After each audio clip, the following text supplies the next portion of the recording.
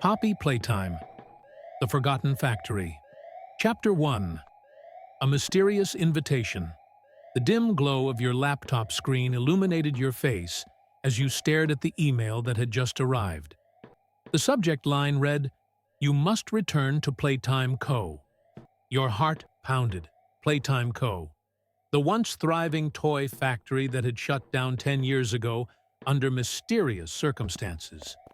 Employees had vanished without a trace, leaving behind only rumors and unanswered questions. No one had set foot inside since. You hesitated before clicking on the message. We know you worked here once. We know you have questions. If you want the truth, come alone. Playtime Co. still breathes. Attached to the email was an old blueprint of the factory. A red circle was drawn around a section labeled Prototype Containment. Despite every instinct telling you to ignore it, you found yourself gripping your keys moments later. The need for answers was stronger than fear. Chapter 2. Entering the Abandoned Factory. The night air was cold as you arrived at the towering gates of Playtime Co. The once vibrant sign above the entrance had faded, the letters cracked and peeling. A thick layer of dust and rust covered the doors. You pushed them open. The creak echoed through the empty halls. Inside, the lobby stood frozen in time. Desks covered in old paperwork, colorful banners promoting Huggy Wuggy and Poppy, and an old VHS tape resting near a television set. You picked it up, its label worn but readable. Playtime Company. Training video. Welcome back. You inserted the tape into the player, and the screen flickered to life. The grainy footage showed a smiling employee. Welcome to Playtime Co., where imagination comes to life. Before you begin your shift, remember, always follow safety protocols and... The screen distorted, static crackling through the speakers. Then, another voice, deeper, distorted, whispered, "They are still here. Don't wake them up." The tape cut off abruptly. The room fell silent. Chapter 3. The Key to the Factory. You needed to reach the prototype containment area, but most of the doors were locked. Scanning the room, you noticed a grab pack, a device with extendable hands, resting on a workbench. Strapping it onto your back, you tested the hands, watching the blue and red grips extend and retract. This would help you access areas beyond reach. A large security door ahead had a switch too high to reach. Using the grab pack, you pulled the lever. The door groaned as it unlocked. Beyond it, the hallway was darker, colder. A row of promotional posters lined the walls. Huggy Wuggy, Mommy Longlegs, Poppy.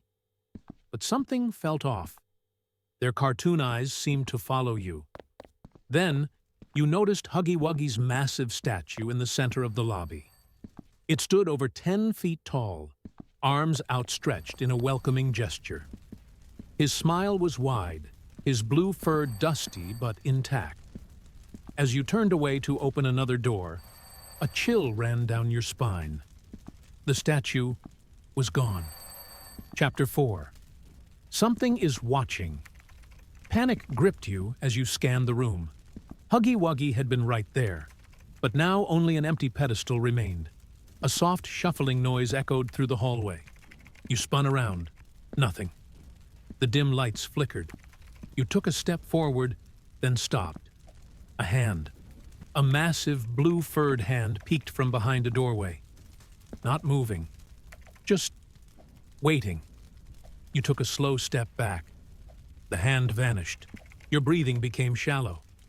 The only way forward was through the power room. You needed to restore electricity to unlock the factory's main doors. The power room was a maze of pipes and broken machinery. You followed the cables, activating switches to reroute energy. The flickering lights stabilized. A sudden sound, a deep, dragging breath, filled the air. You turned. Huggy Wuggy stood in the doorway. Chapter 5. The Chase. For a moment, He didn't move. His black, empty eyes stared straight at you. Then, he lurched forward. You bolted, racing through the narrow corridors. You barely squeezed through a vent as Huggy's massive hands swiped at you. His heavy steps pounded behind you. You crawled frantically, heart hammering. Light shone at the end of the vent. A steep drop led to a conveyor belt below. You jumped. Landing hard, you scrambled to your feet and ran through the factory's twisted assembly line. Machines sputtered to life as you passed, malfunctioning, sparking. The walls trembled as Huggy forced his way into the conveyor tunnel. You had seconds. Up ahead, a gap in the platform with only a loose metal beam bridging it. Huggy's monstrous form thundered toward you, his massive arms reaching. You leapt across. Grabbing the grab pack, you fired at a rusted metal pipe above Huggy. It snapped, sending debris crashing down. Huggy let out a monstrous shriek as he tumbled into the darkness below. Silence. Your legs shook as you gasped for breath. But you couldn't stay here. You had to keep moving. Chapter 6. The Prototype Containment U.